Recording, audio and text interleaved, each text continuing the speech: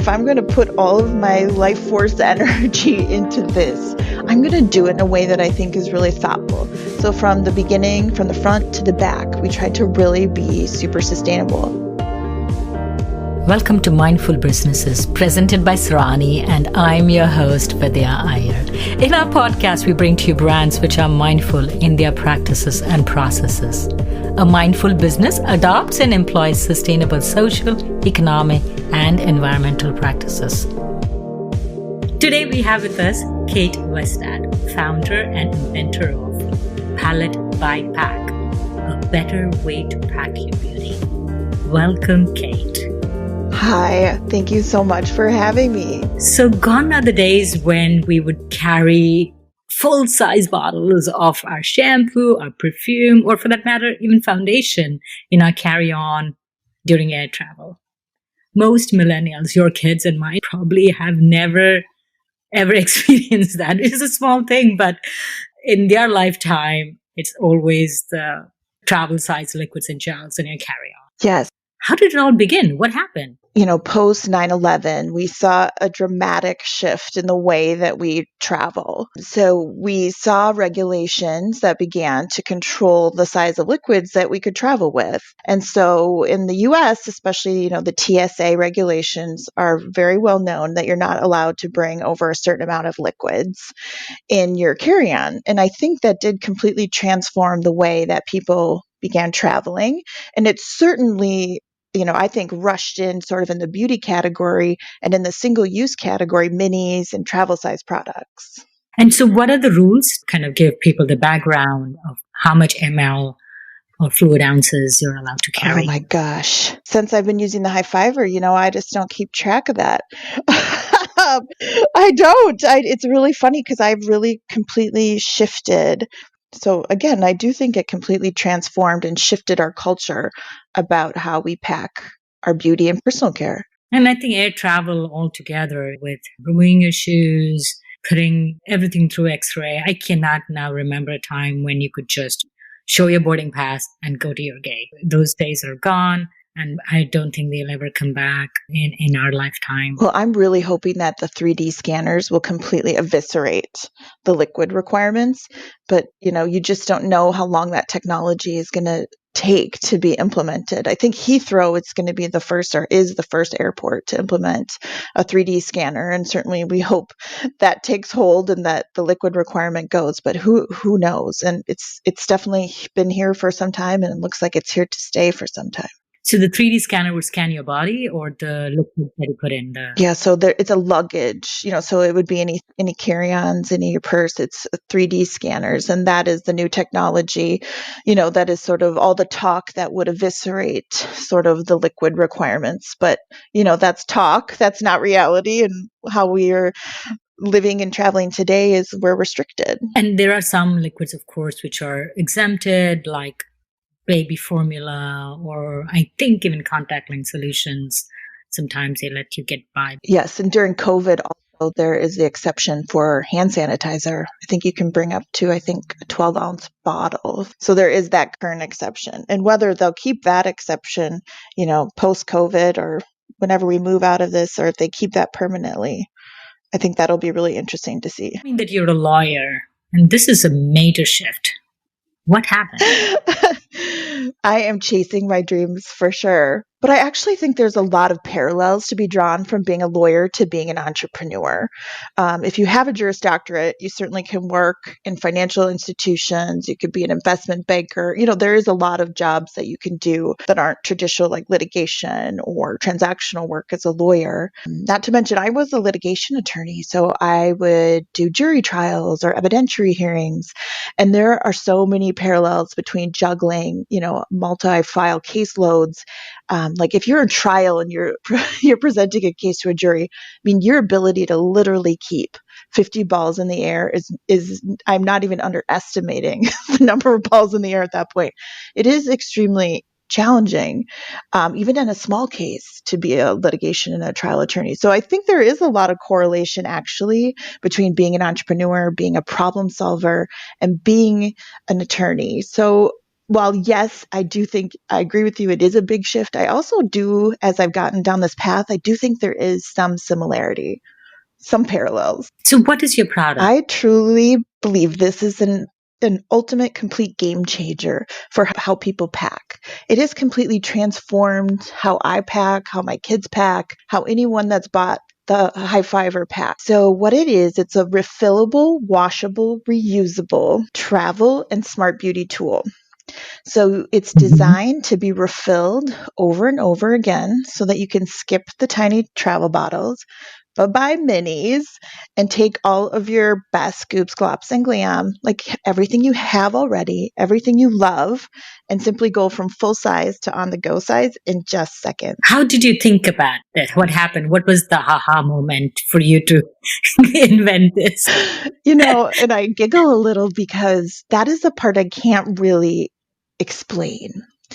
That is the part where the idea literally just came from the ether, and I could just see it so clearly in my mind. I could see the colors, I could see the design, I could even see the name palette. And so how it all began was that I was turning 40. I have 4 kids. I'm an only parent. I was working quite a bit as a lawyer. And so for my 40th birthday, one of my law school BFFs and I had planned this amazing trip to Paris to celebrate. And I was tremendously excited to have this girls' trip to be in France. So excited. I can just feel the warmth of the sun on my skin already. So I'm a late minute packer. I always wait to the last minute. And so the kids are asleep. I had just finished a really long day of working and dealing with all the kids' activities and dinner time and bedtime. And then had finally sat down the night before I was leaving to pack. Of course I had some things ready, but I was now actually sitting down to pack. And as I looked around and I could see my luggage and my outfits and my beauty items in particular, and I was like, there's just no way all of this is going to fit. There's no way I can take my skincare routines and the things that I truly love and already have sitting in front of me is all going to fit in my luggage. And so that is that aha moment where I could just see this so clearly in my mind. I could see the original high fiver. And I was like, if I just had this, this would all be so much easier. So that was the moment. So basically, what is the capacity of each high fiber? Going back to our first question, so it complies to the TSA regulation, right? Yeah, so each well fits 0.17 ounces. So it's like far under even just what one, travel item requirement would be. It's 5 separate containers that are joined all together with like a base plate so that you're not searching in your bag for all your tiny little items. You just take out one thing. And also it's really well designed so that it's meant to be washed and reused over and over. So that's another reason why it's all one contained product. So how did you come up with this 1.7 ounces? Did you think like a 1 week long trip, I would need about so many gobs of foundation, so many gobs of conditioner? How did you come up with this 1.7, precisely 1.7? Or was it a It's so funny. No, but was it a manufacturing thing? Sometimes it could be like you came with that because that's what the manufacturer said. I can make it only in this size. How did you come up with this? I invented this, designed it, engineered it, and we manufactured it ourselves in the US, in Minnesota, which was super important to me. But how we came up, I'm not an engineer, but I knew the size I wanted it to be. I knew the depth. I knew that I wanted it to be you could easily scoop this out with a finger or a spatula. I knew exactly how I wanted it to look. I knew that the wells needed to have this certain like mochi shape to them because I could see this so clearly in my mind. I didn't even know how big. I just knew the size. And then I think my engineers actually had to measure it out for me to determine what it would hold. Because I'm very much like I paint in very broad strokes and I can just really see things, but I'm certainly not an engineer. So it really is based upon like what I think like a week's long trip for skincare, for beauty, that it would last you. And it holds more than people think. And if you look at what like the average like mini or travel size, especially for beauty, skincare, cosmetics, personal care, that is the relative size of what they are. Mhm. It's just the way that our product is manufactured and how it looks. I think it almost plays a trick on your eye where people look at it and think, oh, that's not going to hold so much. And then when they pump in like half of the container of their eye cream, they're like, okay, maybe I put too much. And what's great about the high fiber is it really allows you to customize how much product you're putting in, which leads to not wasting product, not over consuming. And a lot of people are really invested and spend a ton of money on their skincare and their beauty. And so it really allows you to customize the amount and just pump in and scoop in what you need, whether it's an overnight, a day trip, a trip to the beach, a road trip, a weekend away, let alone a week or two, traveling. So how does it help you customize? Could you elaborate? Oh, sure. So, like, for instance, like if I'm going to the beach and I know I'm just going to need one or two more pumps of my sunscreen, I can just put in like a little dime size amount and know I'm good. Whereas if I'm going on a 2-week vacation, I would fill up the whole well with sunscreen because I know I'm going to use it and use it again.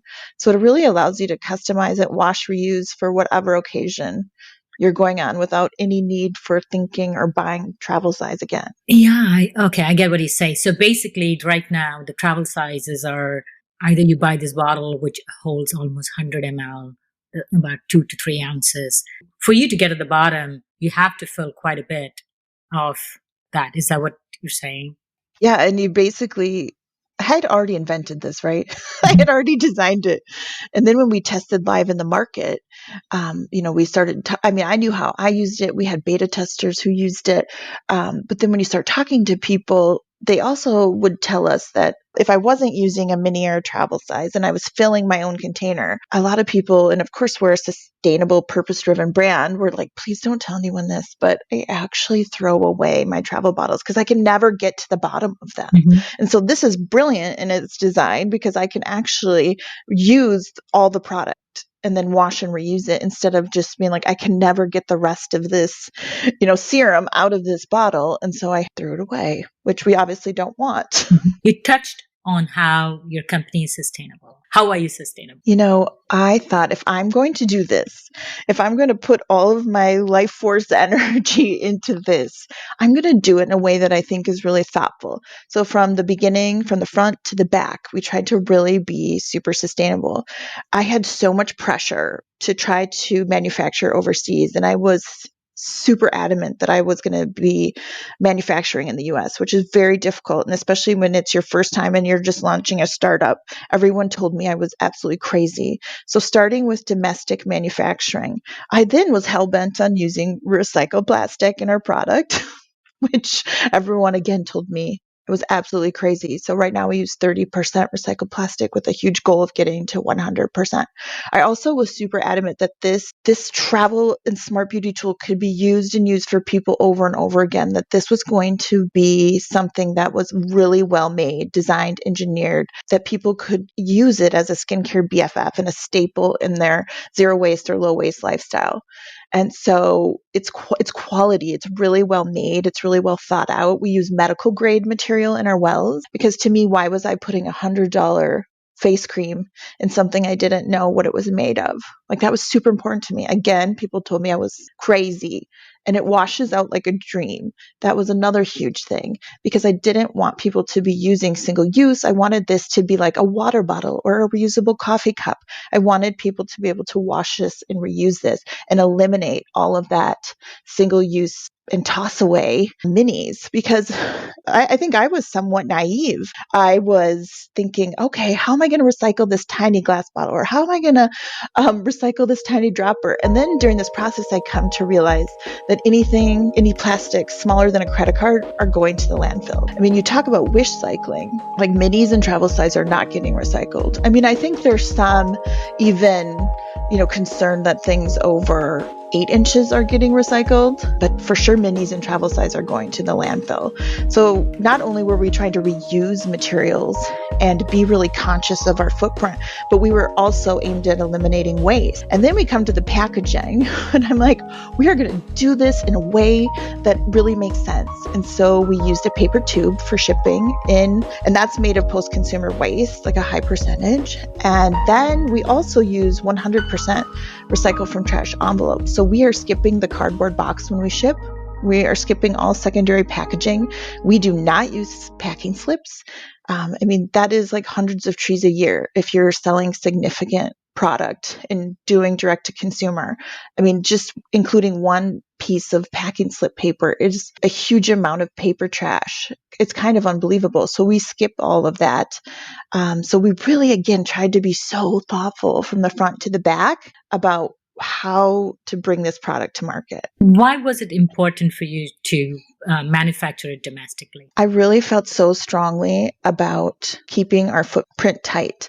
It really didn't make sense to me to ship something from overseas and all of the carbon emissions to bring it to me.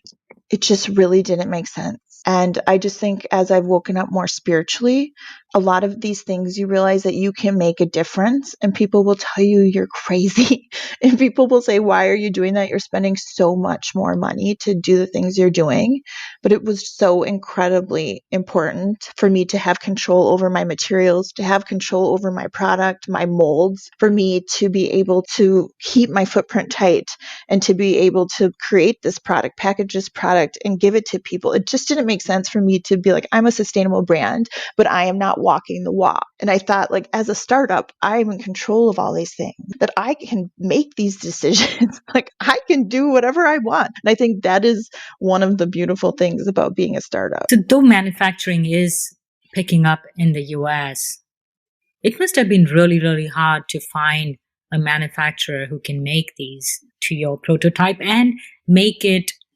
As a startup, you probably were not buying thousands to make it in small enough quantities for you to do your market test to just start out. So did they have very high minimum quantities? And what are the other struggles that you had in setting up the manufacturing in Minneapolis, Minnesota? Is it? Yeah, it's in Minnesota. And so this is where I think my attorney background and my problem solving background and my don't take no for an answer background really helped me about the manufacturing, because it is no joke.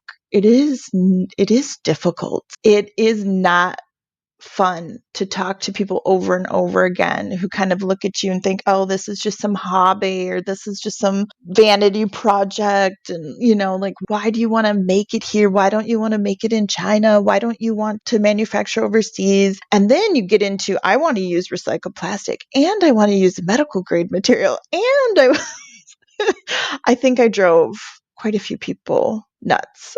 But I wouldn't take no for an answer. And I finally found someone who would take me on and help me in this process. And not to mention, manufacturing is very expensive on your own. Especially when you're manufacturing plastics and using recycled plastics. You have to have your own molds, which are tremendously expensive. And so, yes, I would say this was very difficult. I can see why people don't do it. But for me, it just wasn't a question.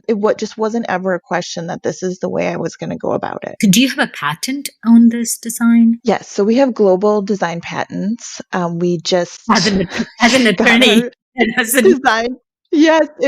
And I'm not an intellectual property attorney. You have to be barred as a patent attorney, and you have to have certain scientific or engineering requirements to be able to take the patent bar. So certainly was something I couldn't do on my own. And it's a very expensive process, but you can remarket your product, right? You can repackage. You can even redo some of, things. But there's one thing you cannot go and redo, and you cannot go and repatent.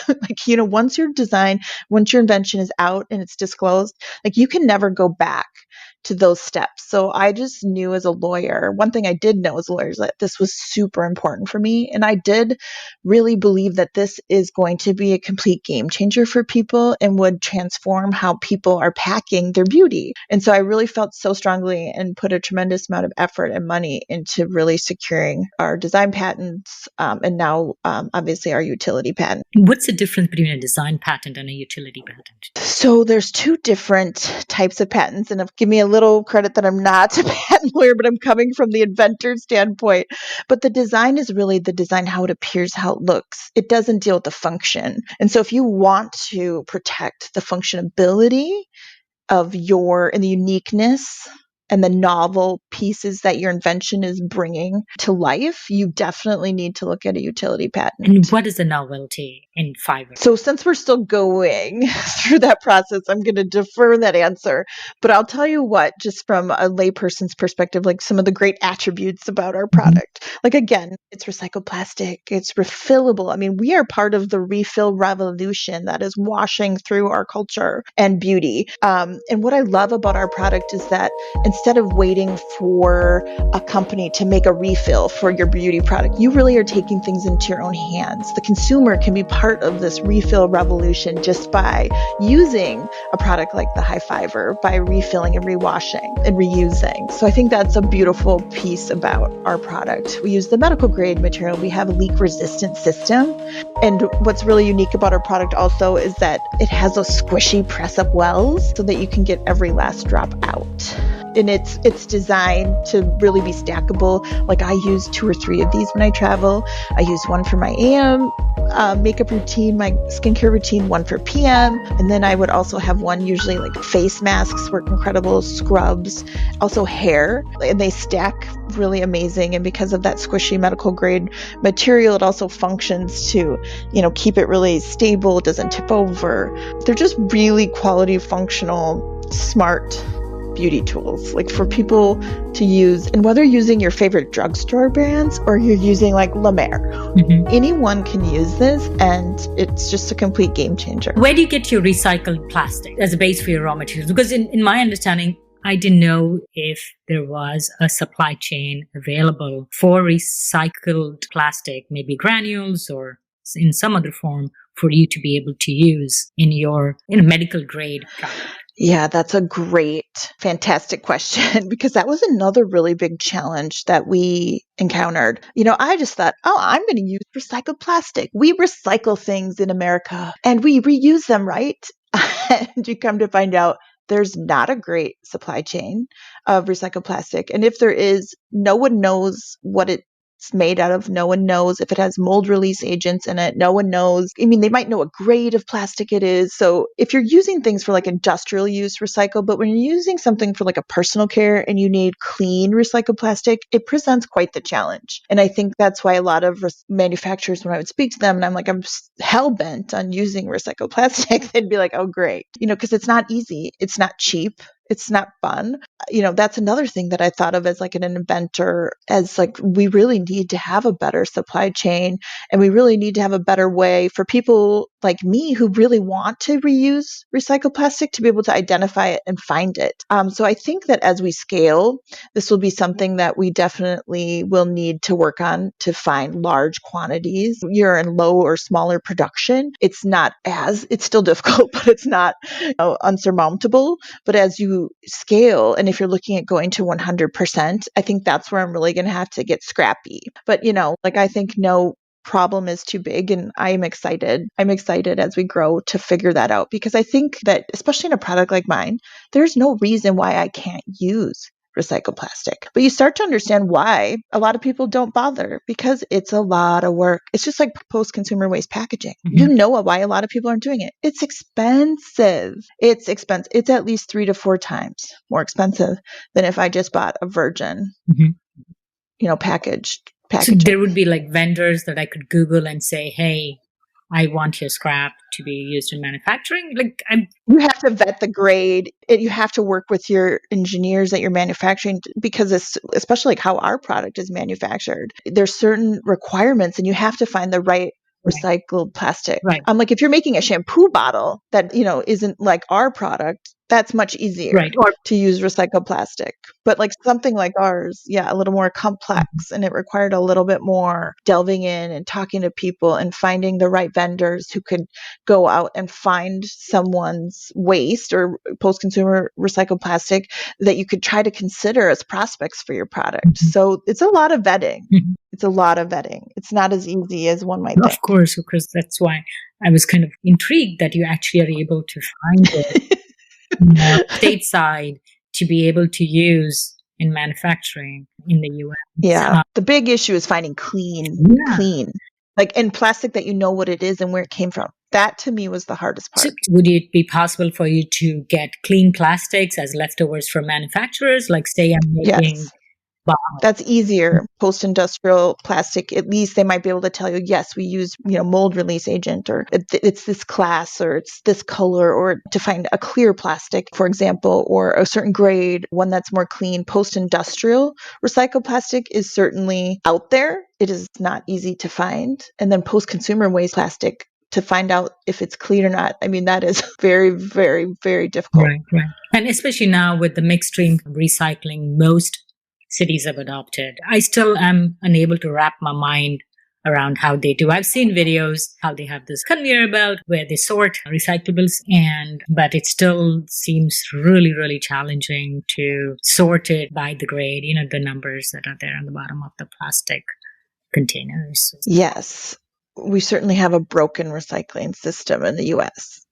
There's no doubt about that. And one of my friends actually who runs a sustainable beauty brand actually gave me this tip and said, literally go to your local recycling, service center. They'll sit with you. I think that's something almost anyone should do, because you'd be amazed at what's not getting recycled. Coming back to the fun part of your product. So I'm going on a week-long trip. So I need like 5 containers. But say I'm just going an overnight, and I don't, even 5 containers is too much, because I just don't even want to take a roll on, right? So do you have it in smaller sizes? Are they always 5? Or is it possible for me to like snap on, like, Lego blocks? I just need 1. I just snap. If I need 2, I have something which snaps on, or is it always just 5? So for now, as a small startup, this is our first hero product.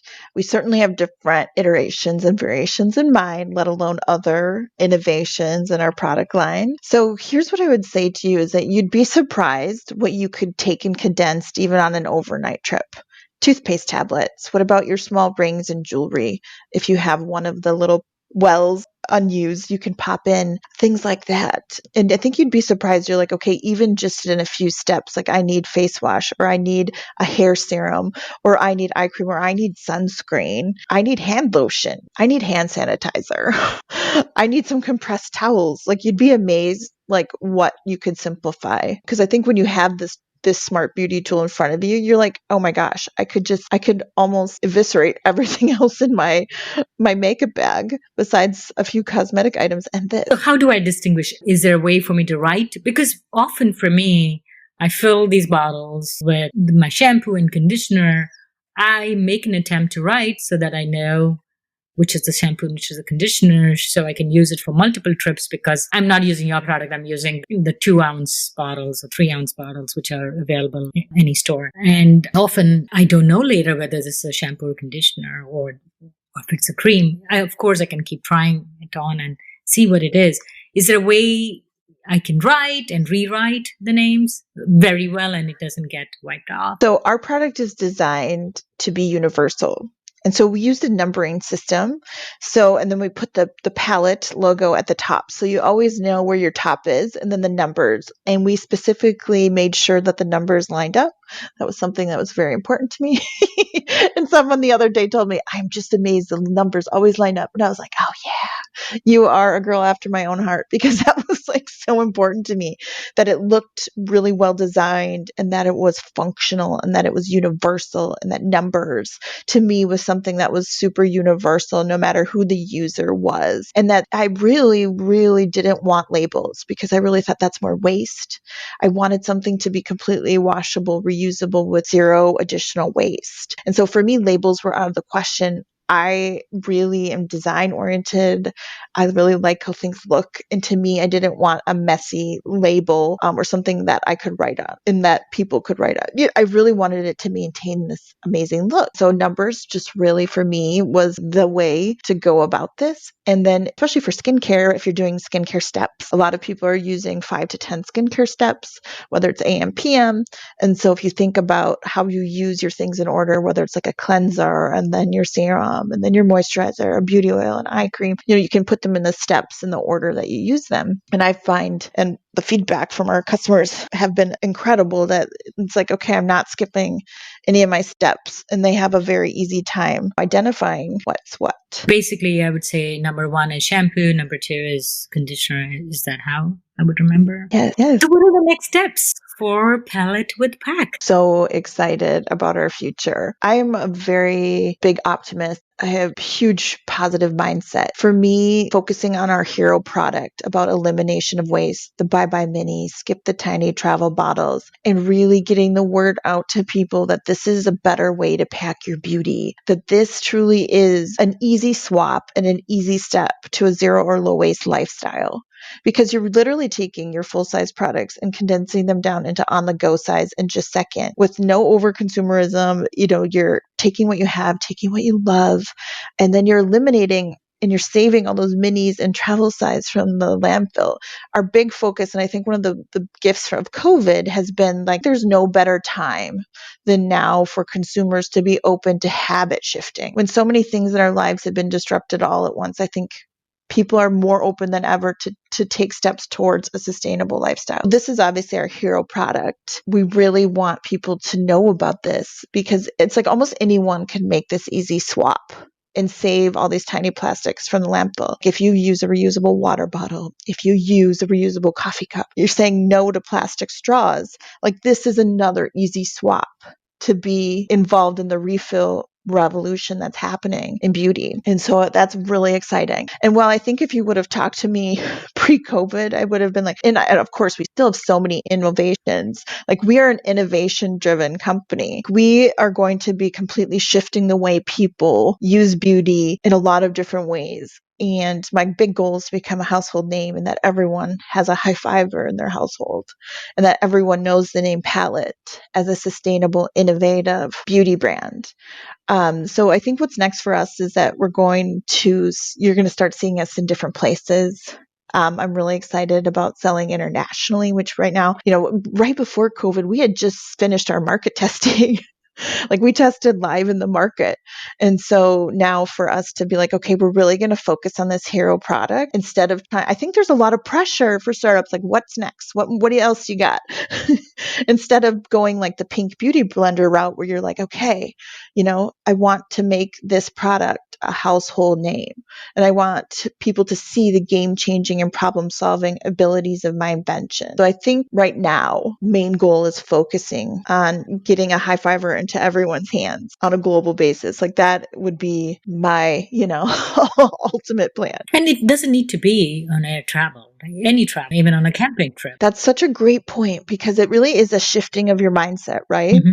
That anytime I'm on the go, whether it's in my car, my purse, my bag, the gym, whether it's the beach, it's like you are taking products with you. And so it's like, instead of shifting of like, I need to take the full size, which I never thought of this either as the inventor, but as my customers started using the product, they're like, okay, I can't tell you how brilliant this is because I have made this huge investment in this $80 cream and I don't want to lose it. And to be able just to put what I need in the high fiver and put this in my bag makes me feel so much better. And I was like, oh, I never even thought of that. That's brilliant. So I think it is just a mind shift of like how you bring a reusable water bottle, you would bring the high fiver with you as like a skincare BFF, as a smart beauty tool. You talked about you being a startup. Did you get funding from any outside source, or was it all self-funded? Well, just another reason people call me crazy for doing this is because as an only parent of 4, I have self-funded this project all on my own. And obviously I think being naive very much helps you in the beginning because I don't know that you would set out to do all of this, other than that you just became obsessed with this idea and you could not stop thinking about it, that you went down this path and just did all of this yourself. But definitely as we grow and scale, we're going to have to figure out, whether we bootstrap or we take investments, we're going to have to figure out what to do for sure. On that note, wishing you all the best. I'd like to thank Kate Westad from Palette by Pack for coming on Mindful Businesses. Thank you so much for having me. It was such a pleasure. If you're a creator of a mindful brand or would like to recommend a mindful brand to be featured on our show, send us a message on our Facebook or Instagram page. If you learned a thing or two from this episode, share it with a friend. Like, share our Instagram page, subscribe to us on your favorite podcast platform. We recorded this podcast in Lafayette, Indiana. Tape Tim Gale composed the music for this podcast. This is Vidya Iyer for Mindful Businesses.